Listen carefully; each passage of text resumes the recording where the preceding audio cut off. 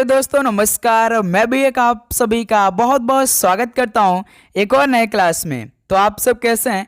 उम्मीद करता हूं आप सब अच्छे होंगे, स्वस्थ होंगे और आप सभी की तैयारी बहुत ही शानदार तरीके से चल रही होगी। तो साथियों, 7 दिन 7 नए मॉडल पेपर आप सभी के बीच में आने वाले हैं। तो मेरे दोस्त, आज आपका फ्राइडे है और नेक्स्ट फ्राइडे तक आप सभी के लिए एसएससी एमटीएस हवलदार एग्जाम 2025 के लिए नए नए मॉडल पेपर डिस्कस होंगे सुबह 8 बजे।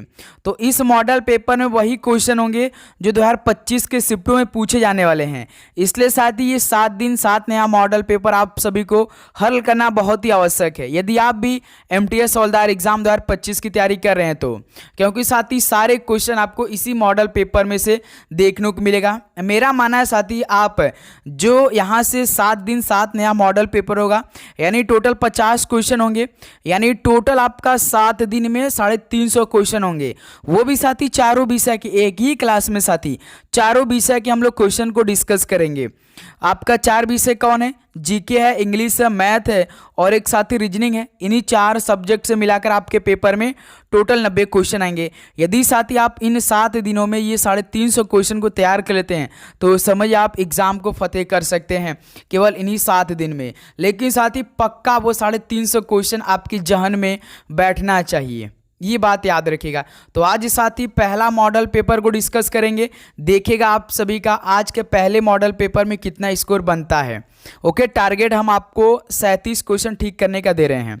तो देखिएगा कि आप सभी से 50 क्वेश्चन में से 37 क्वेश्चन ठीक हो पा रहे या नहीं। ओके, तो चलिए मेरे दोस्त, बिना टाइम वेस्ट करते हुए इस क्लास की शुरुआत करते हैं। बहुत ही शानदार तरीके से एक एक क्वेश्चन को हम आपको क्लास में ही याद करवा देंगे। बस आप क्लास को कंप्लीट देख लीजिएगा, ओके, और अपनी तैयारी को परखिएगा। पहला प्रश्न हल करिए। 1529 में घाघरा के युद्ध में मुगल बादशाह बाबर ने किसे हराया था? बताइए साथी, 1529 में घाघरा के युद्ध में मुगल बादशाह बाबर ने किसे हराया था? तो सर जी महमूद लोदी को हराया था। सी ऑप्शन क्या हो जाएगा? बिल्कुल राइट आंसर हो जाएंगे। चलिए दोस्त, अगला सवाल कॉल करिए। क्वेश्चन नंबर 2 को, नस्लीय भेदभाव के खिलाफ लड़ने के लिए नटाल इंडियन कांग्रेस की स्थापना किसने की थी? बताइए साथी, नस्लीय भेदभाव के खिलाफ लड़ने के लिए नटाल इंडियन कांग्रेस की स्थापना किसने की थी?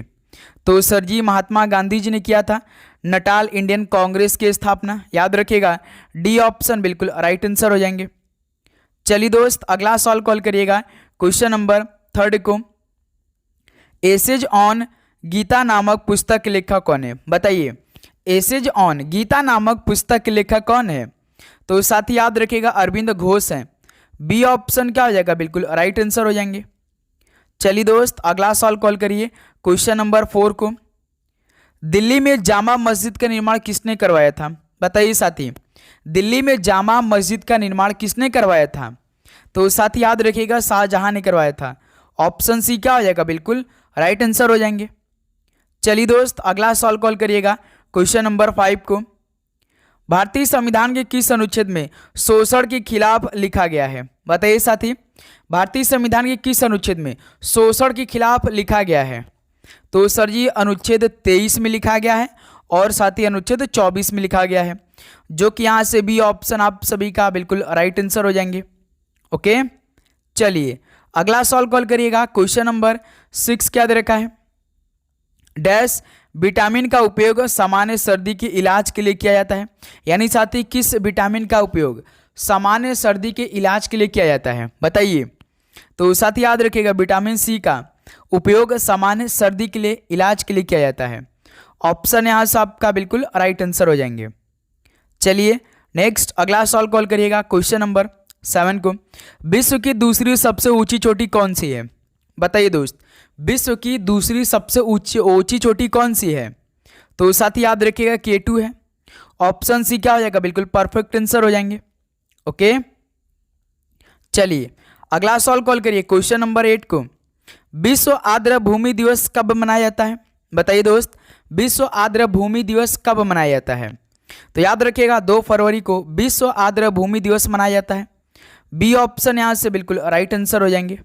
ओके, चलिए अगला सवाल कॉल करिए दोस्त। क्वेश्चन नंबर 9 को, 2001 और 2011 की जनगणना के अनुसार भारत के किस राज्य का जनसंख्या घनत्व सबसे कम है? बताइए साथी। 2001 और 2011 की जनगणना के अनुसार भारत के किस राज्य का जनसंख्या घनत्व तो सबसे कम है?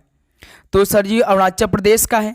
ऑप्शन सी क्या हो जाएगा? बिल्कुल राइट आंसर हो जाएंगे। ओके, चलिए अगला सवाल कॉल करिएगा क्वेश्चन नंबर 10 को। भारतीय सिविल सेवा अधिनियम किस वर्ष लागू किया गया था?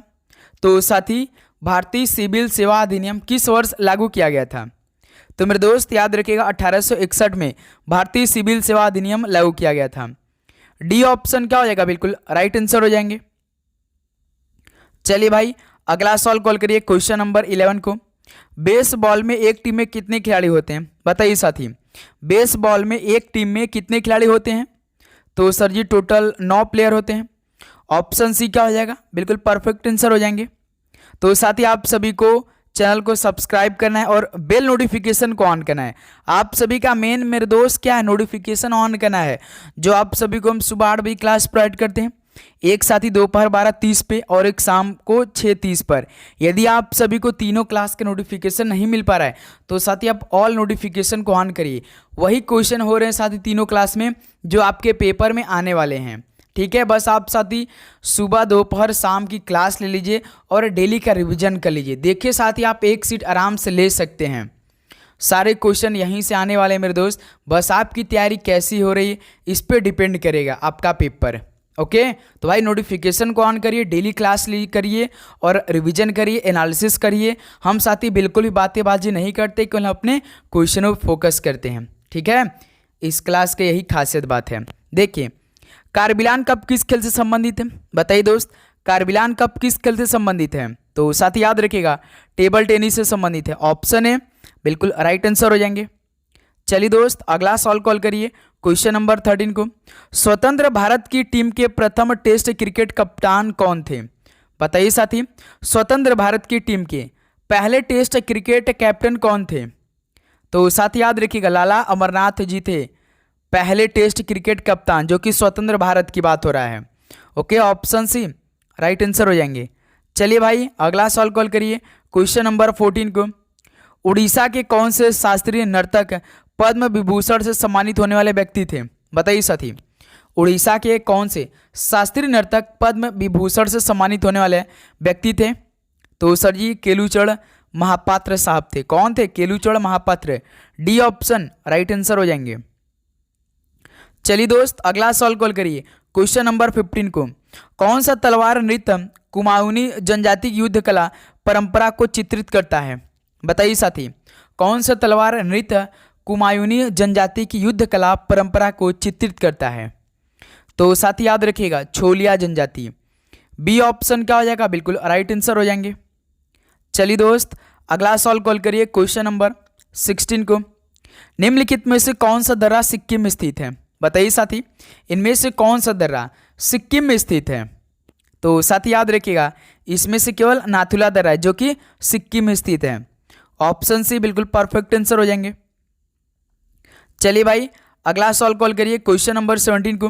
निम्नलिखित में से कौन सा एक हड़प्पा का बंदरगाह है? तो साथी हड़प्पा का बंदरगाह इनमें से कौन सा एक है? तो भाई आप जानते हैं लोथल, जो कि हड़प्पा का एक बंदरगाह है। बी ऑप्शन लोथल बिल्कुल परफेक्ट आंसर हो जाएंगे।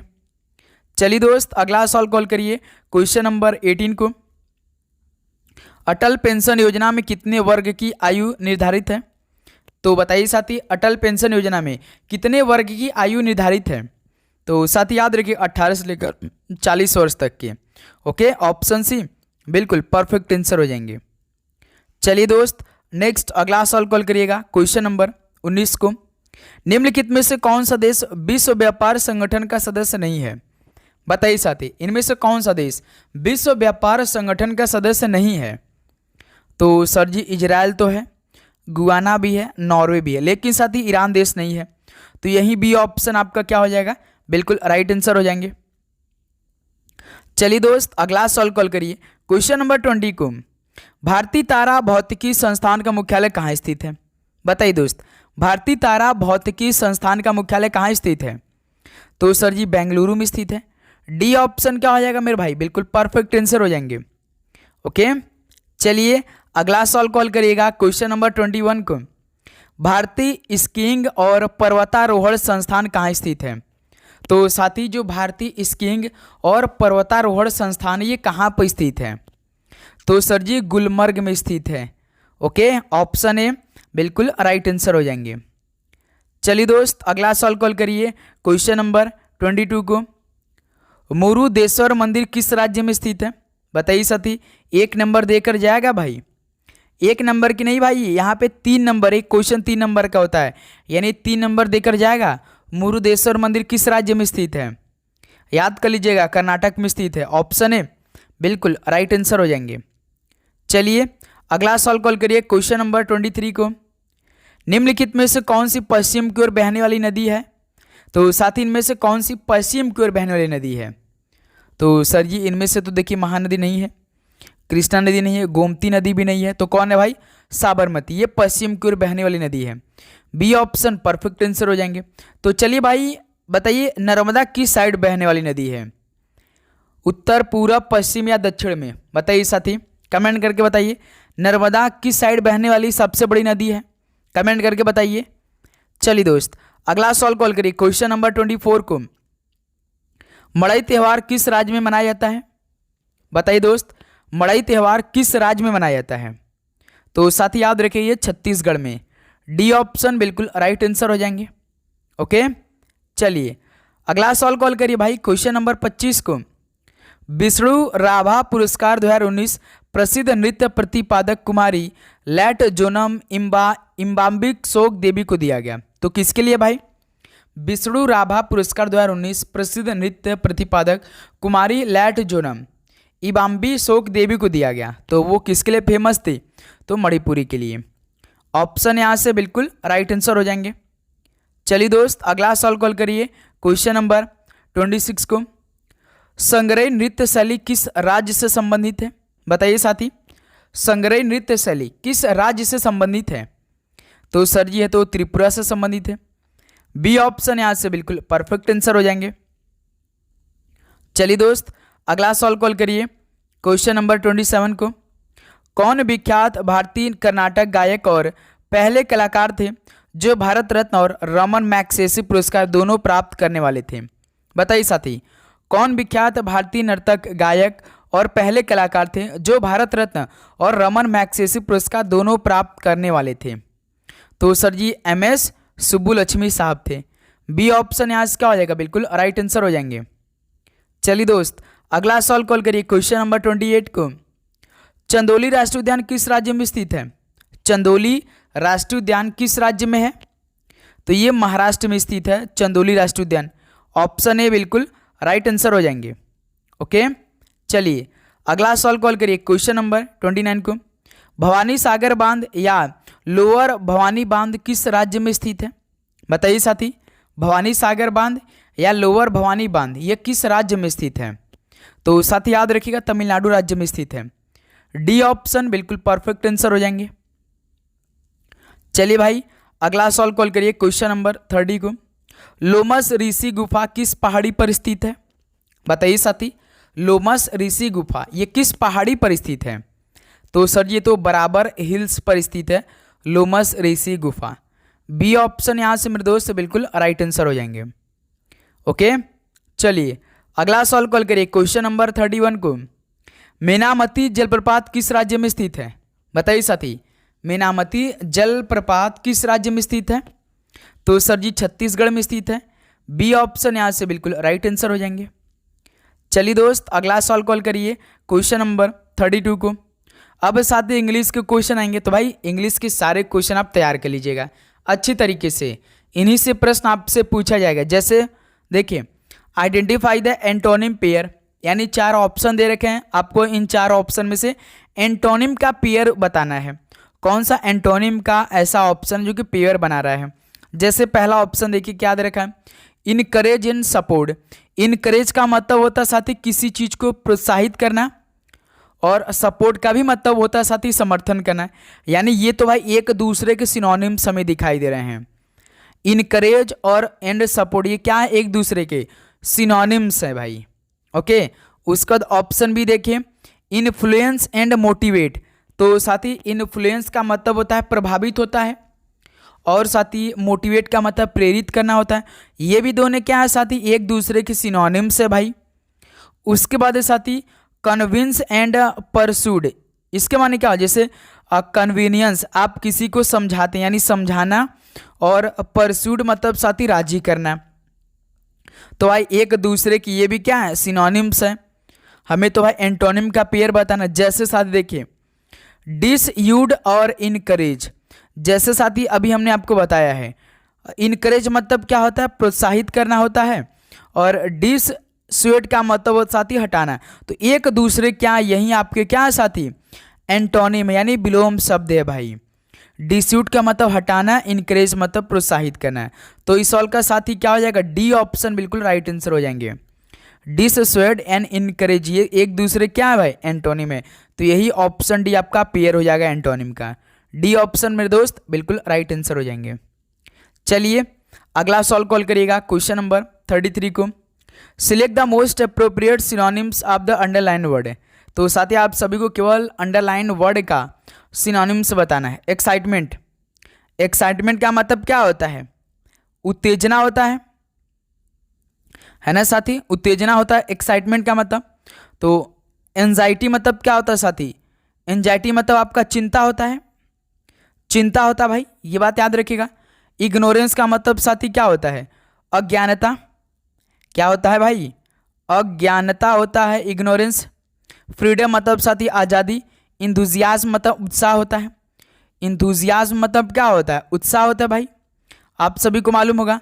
तो एक्साइटमेंट मतलब साथी हमने आपको बताया उत्तेजना, तो इंथुजियाज्म मतलब उत्साह हो जाएगा। तो इस सवाल का डी ऑप्शन राइट आंसर हो जाएंगे। एक्साइटमेंट का जो सिनोनिम्स होगा वो क्या होगा साथी, इंथुजियाज्म हो जाएगा। इस सवाल का भाई डी ऑप्शन बिल्कुल राइट आंसर हो जाएंगे। ओके, ये बात याद रखिएगा। चलिए भाई अगला सवाल कॉल करिए। तो क्वेश्चन नंबर 34 क्या रखा है, select the option with the correct spelling to replace the underline word in the given sentence. देखिए polluted air can be dangerous even if the pollutant are invisible, यानी साथी प्रदूषित वायु खतरनाक हो सकती है भले ही प्रदूषक अदृश्य हो। क्यों साथ आप, ये तो अच्छी बात है भाई कि आप जानते ना कि प्रदूषित वायु खतरनाक हो सकती है, ये भले ही साथी जो प्रदूषक अदृश्य हो। आप सभी को मालूम ये बहुत खतरनाक होती है। ये अच्छी बात है कि आप जानते रहिए कि प्रदूषित वायु खतरनाक भी हो सकती है हमारे लिए। तो इनमें कौन सा साथी इनकरेक्ट है, यानी करेक्ट स्पेलिंग आपको बताना है। जैसे इनकरेक्ट देखिए हमें डेंजरस दिखाई दे रहा है, डेंजरस का राइट स्पेलिंग क्या होता है सभी बताइए। तो सर जी डेंजरस का DANGEROUS होता है भाई, DANGRUS रॉन्ग है, DANGRUS रॉन्ग है, डेंजरिस डी ऑप्शन। देखिए ठीक है आपका डेंजरस का राइट स्पेलिंग है, डी ऑप्शन परफेक्ट आंसर हो जाएंगे। ओके चलिए अगला सॉल्व कॉल करिए दोस्त क्वेश्चन नंबर 35 को। Select the most appropriate meaning of the underline phrase, यानी साथी फ्रेज आपको बताना है। क्या दे रखा है, I should look into my past and decide what the next course of action should be. इसका मतलब मुझे अपने अतीत पर गौर करना चाहिए और तय करना चाहिए कि अगला कदम क्या होना चाहिए। I should look into my past and decide what the next course of action should be, यानी साथी मुझे अपने अतीत पर गौर करना चाहिए और यह तय करना चाहिए कि अगला कदम क्या होना चाहिए। लेकिन साथी अंडरलाइन हमें केवल फ्रेज बताना है अंडरलाइन का। Look into my past यानी साथी क्या हो जाएगा, अतीत की समीक्षा करना, यानी look into my past. तो प्रोस्पेक्ट का मतलब होता है साथी क्या, भविष्य देखना। जैसे सब बोलते हैं ना भविष्य देख लेते हैं, यानी उसको इंग्लिश में क्या बोलते हैं साथी, प्रोस्पेक्ट बोलते हैं। ठीक है मेरे दोस्त, ये बात याद रखिएगा। उसके बाद साथी इंट्रोस्पेक्ट का मतलब क्या होता है, आत्मविश्लेषण होता है। क्या होता है साथी, आत्मविश्लेषण होता है, आत्मविश्लेषण होता है। ठीक है, ये बात याद रखिएगा। और उसका साथी डी रिस्पेक्ट मतलब आप जानते हैं अवमानना, और रेट्रोस्पेक्ट यही तो होता है भाई अतीत की समीक्षा करना, यानी look into my past. D option बिल्कुल परफेक्ट आंसर हो जाएंगे। ठीक है, डी ऑप्शन बिल्कुल राइट आंसर हो जाएंगे। चलिए दोस्त अगला सॉल्व कॉल करिए क्वेश्चन नंबर 36 को। Select the most appropriate antonym of the given word timid. बताइए जस्ट उल्टा, टीमिड का मतलब क्या होता है? डरपोक। क्या साथी? डरपोक होता है। तो इसका अपोजिट क्या होगा? और साथी मान के चलिए शर्मीला भी होता है, शर्मीला भी होता है। ऑप्रेस का मतलब दमन। क्या होता है साथी? दमन। ऑप्रेस का मतलब क्या होता है? दमन होता है। ऑप्रेस का मतलब होता है साथी दमन होता है। बोल्ड मतलब क्या होता है साथी? साहसी, निडर। बोल्ड ही बहुत, यानी बहुत साहसी है, बहुत ही निडर है, यानी वो डरता नहीं। यानी टीमिड मतलब डरपोक, तो साहसी निडर हो जाएगा। यही तो बी ऑप्शन राइट आंसर हो सकता है। मॉडेस्ट का मतलब क्या होता है? विनम्र होता है। मॉडेस्ट का मतलब होता है साथी विनम्र।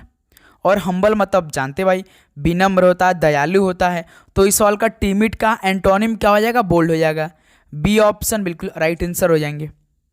चलिए दोस्त अगला सवाल कॉल करिए, क्वेश्चन नंबर 37 को। Select the most appropriate meaning of the underline idiom. Sushant looked blue in the face after the marathon. बताइए, looked blue in the face यानी थका हुआ, बहुत मेहनत या तनाव से बीमार लगना। जैसे भाई आप लोग मैराथन क्लास लेते हैं, जैसे 12-12 घंटे की मैराथन क्लास होती है, तो उसके बाद आप क्या हो जाते हैं? अपने आप को जैसे कि बीमार महसूस करने लगते हैं, आप बिल्कुल थक जाते हैं, है ना साथी? तो यही बोला है, looked blue in the face यानी थका हुआ, बहुत मेहनत या तनाव से बीमार लगना। जैसे तो इसके लिए क्या होगा? हैप्पी होगा, खुश होगा? नहीं भाई, सैड होगा, दुखी भी हो सकता है, लेकिन ये नहीं होगा। क्या हो जैसे एग्जॉस्टेड हो जाएगा। क्या साथी? थका हुआ। एग्जॉस्टेड का मतलब क्या होता है साथी? थका हुआ होता है। ये बात याद रखिएगा, ठीक है? तो इस सवाल का सी ऑप्शन बिल्कुल राइट आंसर हो जाएंगे मेरे दोस्त। ओके, गुड मतलब अच्छा होता है, तो साथी सी ऑप्शन बिल्कुल परफेक्ट आंसर हो जाएंगे। चलिए दोस्त अगला सवाल कॉल करिए, क्वेश्चन नंबर 38 क्या दे रखा है, हल करिए इसे। Select the option that can be used as a one word substitute for the given group of word. यानी साथी अनोख शब्दों के लिए एक शब्द बताइए। चलिए दोस्त इस सवाल का फटाफट हल करिए, क्या बनेगा? बिल्कुल right answer, a person who abstains from any sort of alcoholic drinks. ऐसा व्यक्ति जो किसी भी प्रकार के मादक यानी पीने से दूर रहता है। भाई ऐसा व्यक्ति जो किसी प्रकार के मादक यानी पेय से दूर रहता है, उसको क्या बोलेंगे साथी? टर्मागेंट बोलेंगे, यानी लड़ाका। क्या उसे लड़ाका बोलेंगे? नहीं सर जी। वेटरन बोलेंगे, अनुभवी। वेटरन का मतलब क्या होता है? अनुभवी होता है मेरे दोस्त। और टीटो टैलर, टीटो टैलर का मतलब ही होता है साथी, टीटो टैलर का मतलब जानिएगा, ध्यान सुनिएगा, वह व्यक्ति होता है साथी जो ना शराब या नशे की किसी भी चीज़ से परहेज करता है। वह व्यक्ति जो होता है जो शराब या किसी भी प्रकार का नशा जो करता है उससे बिल्कुल दूर ही बनाता है, परहेज करता है, तो उसको क्या बोलते हैं? टीटो टैलर बोलते हैं। ठीक है मेरे दोस्त, ये बात याद रखिएगा। तो इस सवाल का सी ऑप्शन बिल्कुल राइट आंसर हो जाएंगे। चलिए दोस्त अगला सवाल कॉल करिए इसी बात पे आप लोग, क्वेश्चन नंबर 39 को। तो select the most appropriate synonyms of the underline word. Execute का अंडरलाइन वर्ड बताइए साथी, सिनोनिम्स क्या होगा? तो सर जी एक्सक्यूट का मतलब क्रियान्वित करना या पूरा करना, क्रियान्वित करना या साथी पूरा करना। बताइए इस सवाल का राइट आंसर। जैसे एनालाइज मतलब विश्लेषण करना, एकॉम्प्लिश मतलब साथी पूरा करना। एकॉम्प्लिश का मतलब ये होता है साथी पूरा करना या क्रियान्वित करना। ठीक है, ये बात याद रखिएगा। अनाउंस मतलब साथी घोषणा करना। अबेंडन मतलब किसी चीज़ को त्याग कर देना। तो भाई हमें सिनोनिम्स बताना था। एक्सक्यूट का मतलब हमने आपको बताया क्या? पूरा करना। तो एकॉम्प्लिश का भी तो मतलब साथी पूरा करना होता है। बी ऑप्शन बिल्कुल राइट आंसर हो जाएंगे। चलिए दोस्त अगला सवाल कॉल करिए, क्वेश्चन नंबर 40 को। Select the incorrectly spelled word. तो साथ इनमें से इनकरेक्टली कौन सा दिखाई दे रहा है आपको? एक्सप्रेस, ठीक है, एक्सेस, ठीक है, अरेस्ट। लेकिन सर जी अरेस्ट स्पेलिंग क्या होता है? ARREST होता है भाई। और फिर अरेस्ट यानी सी ऑप्शन देखिए रॉन्ग है। हरासमेंट ठीक है भाई, एक्सप्रेस बिल्कुल ठीक है, एक्सेस ठीक है, अरेस्ट केवल रॉन्ग है भाई। तो यही सी ऑप्शन राइट आंसर हो जाएगा। अरेस्ट का स्पेलिंग याद कर लीजिए भाई, ARREST होता है। ER के बाद अब रेस्ट का स्पेलिंग याद कर लीजिए, ठीक है। चलिए अगला सवाल कॉल करिए दोस्त, क्वेश्चन नंबर 41 को। 3 वर्षों के लिए 7% प्रतिवर्ष की ब्याज दर पर उधार ली गई राशि ₹35 पर साधारण ब्याज रुपीज में ज्ञात करिए। चलिए साथी इस सवाल का राइट आंसर दीजिए। 3 वर्षों के लिए 7% पे प्रतिवर्ष की ब्याज दर पर उधार ली गई राशि ₹3500 पर सिंपल इंटरेस्ट ज्ञात करिए।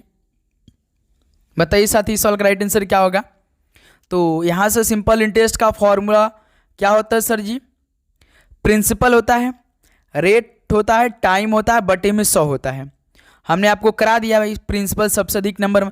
हम ये सवाल क्यों कराते? क्योंकि एक ही शिफ्ट में 2 सवाल आएगा भाई, एक ही शिफ्ट में 2 सवाल, यानी यही 6 नंबर देकर जाएगा भाई, इसलिए हम डेली सवाल कराते हैं।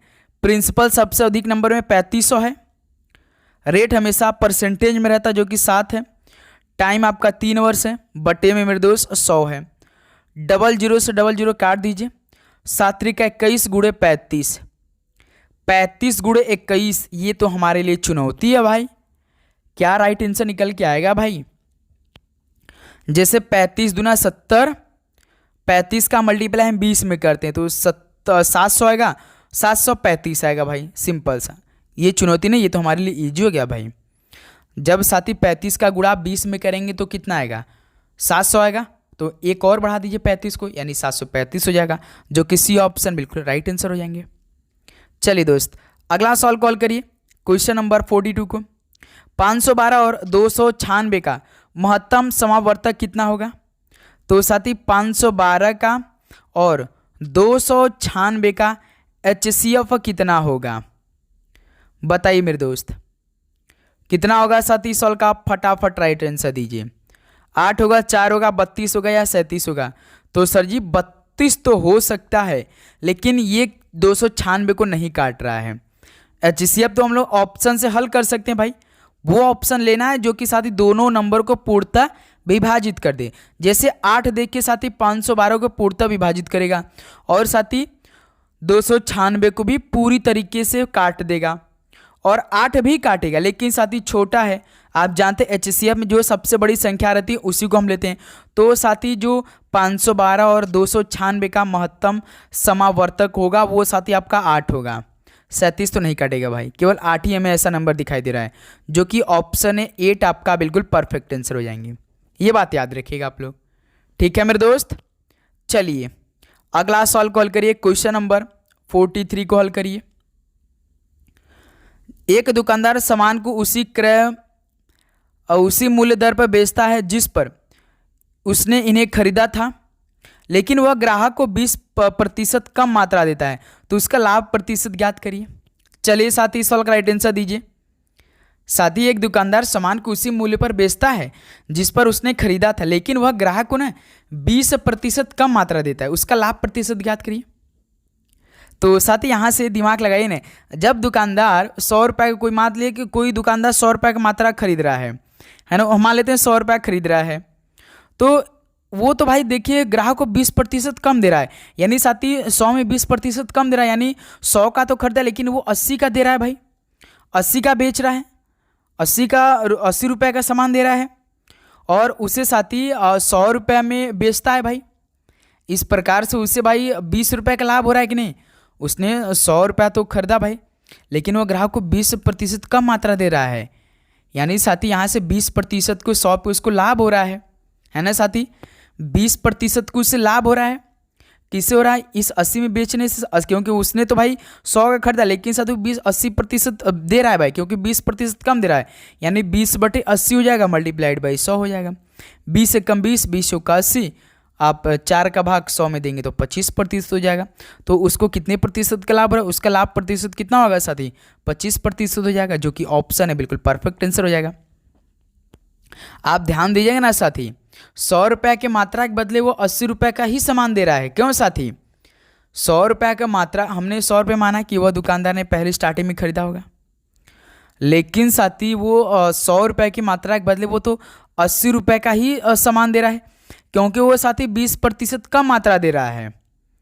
तो वह साथी 100 रुपये में बेचता है, इस पर उसे 20 रुपये का लाभ हो रहा है भाई, है ना? 20 रुपये का लाभ हो रहा है, 20 रुपये का लाभ हो रहा है, किससे हो रहा है? 80 से हो रहा है, मल्टीप्लाइड बाय 100 हो जाएगा। 1 0 से 1 0 कैंसिल, 2 चौका 8, 4 का भाग जब 100 में करवाएंगे तो कितना होगा मेरे दोस्त, 25% हो जाएगा, जो कि साथी ऑप्शन ए बिल्कुल परफेक्ट आंसर हो जाएंगे। ये बात याद रखिएगा आप लोग सभी साथी, ठीक है। अगला सॉल्व पे बढ़ा जाए। बिल्कुल सर जी, नेक्स्ट अगला सॉल्व कॉल करिए दोस्त, क्वेश्चन नंबर 44 कॉल करिए। एक दुकानदार 25% छूट देता है और 20% लाभ प्राप्त करता है, तो अंकित मूल्य यानी एमपी यानी मार्केट प्राइस क्रय मूल्य से यानी सीपी से कितने प्रतिशत अधिक है। तो इस सवाल का राइट आंसर आप कमेंट करके बताइए। तो ये सवाल आपके लिए होमवर्क रहेगा, इस सवाल का राइट आंसर आप कमेंट करके बताएंगे। चलिए दोस्त फटाफट बताइए इस सवाल का राइट आंसर क्या होगा। एक दुकानदार 25% छूट देता है और 20% लाभ प्राप्त करता है, तो इसका अंकित मूल्य क्रय मूल्य से कितने प्रतिशत अधिक है, बस यही सवाल बताना है। यानी मार्केट प्राइस कास्ट प्राइस से कितने प्रतिशत अधिक है, इसी सवाल का राइट आंसर दीजिए। चलिए दोस्त बताइए इस सवाल का राइट आंसर क्या होगा। चलिए दोस्त अगला सवाल कॉल करिएगा, क्वेश्चन नंबर 45 क्या दे रखा है। यदि प्लस और माइनस को आपस में बदल दिया जाए तथा गुणा और भाग को भी आपस में बदल दिया जाए, तो निम्नलिखित समीकरण में प्रश्न चिन्ह के स्थान पे क्या आएगा। चलिए साथी यहाँ पे समीकरण दे रखा है, प्लस और माइनस को आपस में बदलना है, गुणा और भाग को भी आपस में बदलना है इसी समीकरण में। चलिए साथी पहले सवाल के कंडीशन को फॉलो करते हैं। देखिए 22 गुणा है तो गुणा को भाग में, गुणा की जगह भाग 11 हो जाएगा। 11 के बाद देखिए प्लस है तो प्लस को माइनस में 13 हो जाएगा। 13 के बाद देखिए यहाँ पे माइनस है तो माइनस को प्लस में 12। 12 के बाद देखिए भाग है तो गुणा में 2। अब इसमें हम बॉडमस नियम लगा सकते हैं। 11 का भाग 22 में देंगे 2 बार में, 11 दूना 22 माइनस 13 प्लस 12 दूना 24। देखिए ये प्लस 24 ये प्लस 2 कितना हो जाएगा 26 हो जाएगा। 26 में से 13 कम कर देंगे तो 13 हो जाएगा। यानी इस सवाल का ऑप्शन डी बिल्कुल राइट आंसर हो जाएंगे। बताइए साथी किसी प्रकार का दिक्कत यहाँ तक, बिल्कुल नहीं। नेक्स्ट अगला सवाल पे बढ़ा जाए। बिल्कुल सर जी। चलिए दोस्त इस सवाल को राइट आंसर हल करिए। मेज का संबंध क्यू ई डी आई से है, वाई एम एल क्यू का संबंध सी क्यू पी यू से है, तो ओ सी बी जी का संबंध क्या होगा। तो साथी जैसे कि आपसे सवाल पूरा कैसे पूछता है, एक निश्चित कूट भाषा में मेज को क्यू ई डी लिखा जाता है, उसी तर्क का अनुसरण करते हुए वाई एम एल क्यू भी सी की पी से लिखा है, तो आपको बताना है कि ओ सी बी जे का रिलेशन क्या होगा। तो साथी डायरेक्ट हमने यही लिख दिया, क्यों अपना वेस्ट करे भाई, हमें तो बस तरीका सीखना है, सवाल पढ़ना है। तो साथी ध्यान दीजिएगा, एम ए जेड ई है, इसका कोड क्या दे रखा है साथी, क्यू दे रखा है, ई दे रखा है, डी दे रखा है और आई दे रखा है ना साथी। तो इसका सबसे पहला काम करेंगे, हर एक अक्षर का कोड कर देते हैं। 13 होता है साथी एम का, ई होता है ए का, जेड होता है 26 का, ई होता है 5 का।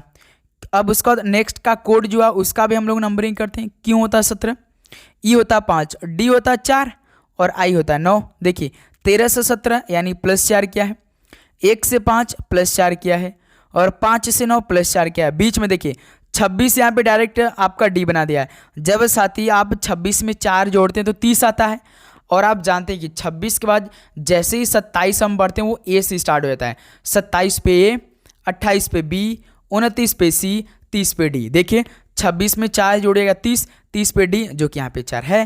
यानी साथी इसमें क्या कोड किया है, +4 करके कोड किया है ना साथी। +4 को कोड किया है, इसका मतलब साथी इसमें भी +4 को किया होगा। जो हमसे पूछा इसमें हल करते देखते क्या वाकई में +4 को जोड़ा है। देखिए साथी ओ है, सी है, बी है, उसके बाद साथी जी है। ओ होता है 15, सी होता है 3, बी होता है 2, जी होता है 7। 15 में 4 जोड़िए, 3 में 4 जोड़िए, 2 में 4 जोड़िए, 7 में 4 जोड़िए, 15 4 19, 19 पे यस होता है। 4 3 7, 7 पे कौन होता है साथी, जी होता है। 2 4 6 होता है, 6 पे कौन होता है, यफ होता है। 7 4 11 यानी के होता है। तो साथी हमारा +4 करने से कोड क्या मिला, यस जी यफ के। क्या साथी, यस जी यफ के। देखिए कौन सा ऑप्शन है भाई, बी ऑप्शन है भाई, मिल गया। यानी इसमें भी +4 कोड ठीक किया था। तो बी ऑप्शन मेरे दोस्त बिल्कुल राइट आंसर हो जाएंगे। ठीक है आगे बढ़ा जाए। बिल्कुल सर जी। चलिए दोस्त अगला सॉल्व कॉल करिए क्वेश्चन नंबर 47 को। एक निश्चित कूट भाषा में बीम को 57 91 के रूप में कूटबद्ध किया जाता है और मिनट को 24 67 के रूप में कूटबद्ध किया जाता है। दी गई कूट भाषा में एम के लिए कूट क्या है, बताइए साथी। जैसे साथी बीम है 4 अक्षर, 4 अक्षर के लिए साथी अलग अलग 4 नंबर कोड दे रखा है, 5 7 9 1। उसके बाद मिनट अलग है, मिनट में भी 4 अक्षर और 4 अलग नंबर कोड दे रखा है, 2 4 6 7। आप सभी से सिंगल यम पूछा है। जब साथी सिंगल यम पूछा है तो आप इसमें क्या दिमाग लगाएंगे, इसमें एक ही दिमाग आप लगाएंगे, देखें क्या दोनों में कॉमन है। हमने आपको बताया जब सिंगल पूछे तो तुरंत आपको कॉमन देखना है, यम जो पूछेगा उसी का। जैसे यम पूछा तो क्या दोनों में कॉमन है, बिल्कुल कॉमन है। देखिए बीम में साथी यम है और मिनट में भी यम है, इसका मतलब हमें दोनों में कॉमन मिल गया। उसके बाद तुरंत हमारा दिमाग कहाँ गया, कोड पे गया, क्योंकि साथी जब यम दोनों में कॉमन मिला तो नंबर में भी साथी कोई ऐसा नंबर होगा जो कि कॉमन होगा। कौन सा नंबर कॉमन दिखाई दे रहा है, 5 7 9 1, 2 4 6 7, 7 दिखाई दे रहा है। यानी साथी यम का कोड क्या होगा, 7 हो जाएगा, जो कि ऑप्शन भी बिल्कुल परफेक्ट आंसर हो जाएंगे। ठीक है दोस्त, चलिए अगला सॉल्व कॉल करिए। क्वेश्चन नंबर 48 क्या याद रखा है, ये सवाल भाई 2 आपके पेपर में आएगा, मान के चलिए 2 सवाल यही आएगा आपके पेपर में, नंबर बस चेंज रहेगा। उस समुच्चय का चयन कीजिए जिसमें संख्याएं आपस में उसी प्रकार संबंधित है जिस प्रकार निम्नलिखित समुच्चयों की संख्याएं आपस में संबंधित है। चलिए दोस्त, जैसे देखिए 25 8 का रिलेशन 400 से है, ठीक है। पहले को हम हल करते हैं, 25 8 से हमें 400 बनाना है, तो साथी इसको कैसे हल करते हैं। जैसे 25 को ए मान लीजिए, 8 को बी मान लीजिए और 400 को सी मान लीजिए। अब साथी आप सभी को क्या आंसर लाना पड़ेगा, यही जो सबसे अधिक नंबर में यानी सी को लाना है, कैसे भी करके। किस में साथी, और आपको केवल 25 और 28 में, 25 28 में आपको क्या करने की जरूरत है, गुणा करना है, भाग करना है, प्लस करना है, माइनस करना है। इतने 4 आप काम कर दे तो समझिए आपका 400 आंसर आ जाएगा। जैसे देखिए ध्यान से, अब हम इसमें क्या करते हैं, पहले साथी हम गुणा करेंगे। 25 8 कितना होता है, 200 होता है। 200 से 400 हम कैसे बना सकते हैं, 2 का मल्टीप्लाई कर सकते हैं, 400 हो जाएगा, है ना साथी। उसी प्रकार देखिए पहला तो कंडीशन ये हमें मिला कि 25 का पहले हम लोग ए और बी का मल्टीप्लाई किया, यानी साथी ए इंटू बी और इंटू 2 से मल्टीप्लाई करने से हमारा सी आंसर मिला, है ना साथी। देखिए ए इंटू बी को किया फिर 2 से मल्टीप्लाई किया तो हमें सी आंसर मिला कि नहीं। हमने ए को 25 माना था और बी को साथी 8 माना था। देखिए ए और बी को मल्टीप्लाई किया, यानी 25 और 8 को मल्टीप्लाई किया, फिर साथी 2 से मल्टीप्लाई कर दिया तो हमारा सी आंसर मिल गया, है ना मेरे दोस्त। उसी प्रकार देखिए 12 14 336, देखिए 12 14 336 है। पहले साथी हम लोग 12 और ए और बी को मल्टीप्लाई करेंगे, यानी 12 और 14 को, 14 दहा में आपका 140, 14 दूना 28, आपका 140 128 कितना होता है साथी, 28 आपका 168 होता है भाई, है ना। 14 दूना 28 का 8, 2 14 कम 14 2 16, बिल्कुल ठीक है। फिर साथी इनका दुगना करिए, 168 का दुगना देखिए, 2 8 16 का 6 1, 2 6 12 13 1, 2 1 कम 2 3, यानी देखिए 336। यानी साथी इसमें भी वही रिलेशन लगा, ए इंटू बी इंटू 2 बराबर सी। यही रिलेशन हमें मिला ना भाई, यही रिलेशन हमें मिला कि नहीं। आप सभी के साथ यही काम ही करना। मान लीजिए ये नहीं मिला आपको तो आप क्या करते, इसका 25 8 400 है ना, इसमें आप साथ इन दोनों को जोड़ लेते हैं। 25 8 कितना होता है, 33 है। इनका एक बार अंतर निकाल लीजिए, 25 8 में 17, फिर साथ ही एक बार भाग तो हो जाएगा नहीं। तो बस इसका रिलेशन चेक करते कैसे बना होता है। इतना नंबर कभी कभी नहीं देता है। ओके, अब साथ ही हम ऑप्शन को सर्च करेंगे, कैसे, ए इंटू बी इंटू 2 बराबर से, इस फॉर्मेट में। देखिए 19 152, तो डायरेक्ट तो भाई यही दे रखा है, दुगना नहीं किया, ये ऑप्शन होगा। 17 गुड़ी 11, 17 दहा में 117, 17 187, डायरेक्ट यहाँ पे देखिए 189 लेगा, तो ये भी नहीं होगा। फिर साथ देखिए 16 गुड़े 21 हो सकता है क्या, 16 गुड़े 21 यदि साथी हम करेंगे तो हमारा आंसर कितना आएगा, एक बार चेक करते हैं भाई ऑप्शन सी को। 16 21 672 है ना साथी। 16 का पहले हम लोग 21 मल्टीप्लाई करते हैं, 16 कम 16 का 6 1, 16 दूना 32 1 33, यानी 336। अब इसका दुगना कर दीजिए, 2 छक 12, 2 छक 12 का 2 1, 2 23 1 7, 2 23, यही तो भाई, यही देखिए 672 आ गया, यानी सी ऑप्शन। भाई सी ऑप्शन हमारा मिल चुका है, बिल्कुल राइट आंसर हो जाएंगे, है ना मेरे दोस्त। बताइए किसी प्रकार का दिक्कत यहाँ तक? बिल्कुल नहीं। आगे बढ़ा जाए? बिल्कुल सर जी। नेक्स्ट सवाल को हल किया जाए। क्वेश्चन नंबर 49 को क्या याद रखा है? एक निश्चित कोड भाषा में बार्क्स अलॉट को QWERUL के रूप में कोड लिखा जाता है, और साथ ही द डॉग बार्क्स को OPJIER के रूप में लिखा जाता है। उस भाषा में बार्क्स को कैसे लिखा जाएगा? बताइए साथी। इस सवाल का राइट आंसर दीजिए फटाफट। तो साथी क्या बनेगा? बिल्कुल परफेक्ट आंसर। बिना टाइम वेस्ट करते हुए इस सवाल का राइट आंसर दीजिए। सिंपल आप सभी से किसका कोड पूछा है? बार्क किसका पूछा है? बार्क मतलब भौंकना होता है। तो हमने आपको बताया सिंगल पूछे, तुरंत आप कॉमन देखिए। बार्क्स अलॉट में बार्क है, और साथी द डॉग बार्क्स में भी बार्क है, यानी साथी इसका कोड क्या होगा? देखिए जब दोनों में हमें कॉमन मिला तो जो कोड है वो भी साथी कोई ना कोई कॉमन होगा, है ना साथी। देखिए क्या कॉमन है? QWERUL है, और यहाँ पे OPJIER ER है। देखिए साथी ER इसमें भी है और ER इसमें है, यानी साथी बार्क का कोड क्या होगा? E होगा, R होगा। यही ऑप्शन सी आपका राइट आंसर हो जाएगा। सिंपल सा भाई, बस बार्क पूछ दिया, यदि दोनों में कॉमन मिल गया तो तुरंत आपको दोनों में कोड में भी देखना है कि दोनों में कॉमन होगा, वही आंसर हो जाएगा। ठीक है साथी, चलिए नेक्स्ट अगला सवाल कॉल करिए मेरे दोस्त। क्वेश्चन नंबर 50 को, और लास्ट क्वेश्चन आज के इस पहले नए मॉडल पेपर से। दी गई श्रृंखला में प्रश्न चिन्ह के स्थान पर क्या आएगा? जैसे साथी 89 दे रखा है, 92 दे रखा है, 98 दे रखा है, 107 दे रखा है, 119 दे रखा है। यहाँ पे क्वेश्चन मार्क दे रखा है।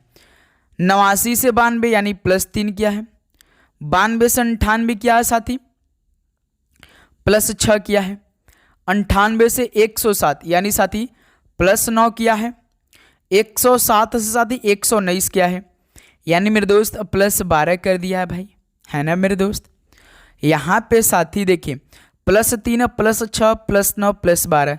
उसी प्रकार साथी क्या हम इसके बाद +3 का गैप दिखाई दे रहा है, तो +12 के बाद कौन सा नंबर हो जाएगा? +3 12 में जोड़िएगा तो +15 हो जाएगा, यानी साथी 119 में 15 को जोड़िएगा तो 134 हो जाएगा। तो इस प्रश्नवाचक चिन्ह की जगह पर 134 आंसर आ जाएगा, जो कि बी ऑप्शन हो जाएगा। तो साथी फाइनली हमारा बी ऑप्शन बिल्कुल राइट आंसर हो जाएंगे। अब बताइए साथी आज के इस नए मॉडल पेपर में आप सभी का इन 50 क्वेश्चन में से कितना स्कोर रहा? चलिए दोस्त ईमानदारी के साथ बताइए। तो उम्मीद करूँगा दोस्त आज का पहला मॉडल पेपर का पूरे 50 क्वेश्चन आपको क्लास में ही याद हो चुका होगा। जो भी साथी मुझसे मिस्टेक हुई उसके लिए सॉरी मेरे दोस्त। हम आपके लिए दिन रात मेहनत करें, बस आप सभी को डेली क्लास लेना है और अपने दोस्तों भाई सेशन को शेयर करना है दबा के। ओके भाई, ये फ्री का काम है, आप कर सकते हैं भाई। आपको हम डेली कुछ ना कुछ सिखा रहे भाई, जो आपके पेपर में सवाल आने वाले ईमानदारी के साथ करें। ऐसा नहीं कि साथी अपने व्यूज या अपने यूट्यूब चैनल को बढ़ाने के लिए, नहीं मेरे दोस्त, हम आपके सिलेक्शन के लिए पढ़ाई कर रहे हैं और आपको हम पढ़ा रहे हैं बहुत ही शानदार तरीके से एक एक क्वेश्चन। ठीक है साथी, बस आपको डेली क्लास लेना है मेरे दोस्त। इस बार आप एक सीट ले सकते हैं, केवल जीके और इंग्लिश पढ़ के ही साथी एमटीएस में एक सीट लिया जा सकती है। ये तो सभी को मालूम है, क्योंकि मैथ रीजनिंग में केवल हमें पास करना होता है, जो कि सभी स्टूडेंट उसे पास कर ले जाते हैं। 40 क्वेश्चन पूछे जाते हैं, जिसमें से 12 क्वेश्चन बस ठीक करने होते हैं, जो कि सभी स्टूडेंट कर ले जाते हैं। ओके मेरे दोस्त, तो साथी इस क्लास को यहीं पर समाप्त कर देंगे। मिलेंगे साथी दोपहर 12:30 पे एक नए क्लास के साथ। तो मेरे दोस्त आप लोग चैनल पे नए हैं तो सब्सक्राइब करिए, नोटिफिकेशन को ऑन करिए और अपनी तैयारी को लगातार रखिए, जारी रखिए, ब्रेक मत करिएगा। आप सभी साथी से रिक्वेस्ट रहेगा। तो चलिए भाई, मिलते दोपहर 12:30 पे एक नए क्लास के साथ। सभी को जय हिंद, जय भारत, पढ़ाई करते रहिए। ऑल द वेरी बेस्ट, धन्यवाद।